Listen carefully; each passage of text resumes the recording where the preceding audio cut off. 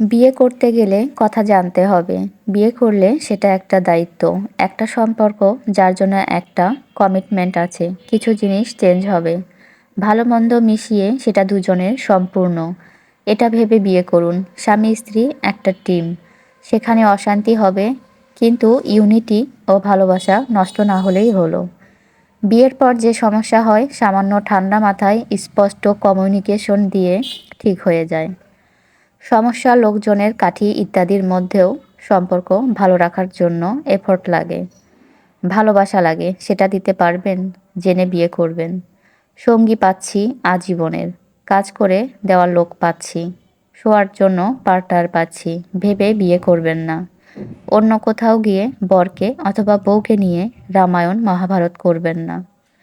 অনেকেই ভালো থাকে বিয়ের পর, ফলাও করে বলে না, কারণ লোক আজকাল অন্যের ভালো সহ্য করতে পারে না। নজর লাগা জিনিসটা কোনোভাবেই ভুল না। তাই বিয়ের পজিটিভ সাইড নিয়ে বেশি আলোচিত হয় না, যতটা নেগেটিভ সাইড নিয়ে হয়। না, ভালো থাকা মানে কিন্তু কে কতবার মাসে বাইরে খেতে বা ঘুরতে গেল, কাদের কত ঝকঝকে ছবি ওঠে, কাদের ব্যক্তিগত সম্পদের ও গিফটের তালিকা ফেসবুকে প্রকাশিত, তা একেবারেই নয়।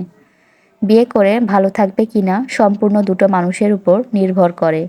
তারা ইন্টারন্যাশনাল সব কিছু কীভাবে ঠিক রাখছে এবং এক্সটার্নাল ৭৪-৮০ রানের পার্টনারশিপের মতো অপরপক্ষের বলার অনেক চেষ্টা করে আউট করতে, কিন্তু ক্রিজে কিভাবে সেট হয়ে থাকবেন একটা দুটো না, এবং ফাস্ট বল কিভাবে ডস করবেন দুজনে ঠিক করতে হবে।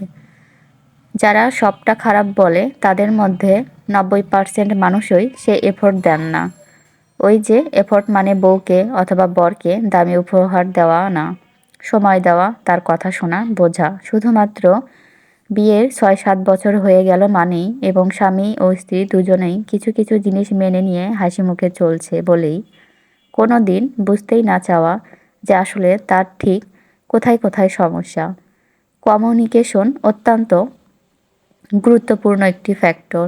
ইগো, অভিমান, ভালো পার্টনার হয়ে থাকার লোভে আমরা অনেক কিছু বলি না, কিন্তু কথা বলতে হবে, জানাতে হবে নিজেদের মধ্যে, এবং বাইরেও বাউন্ডারি সেট করতে হবে।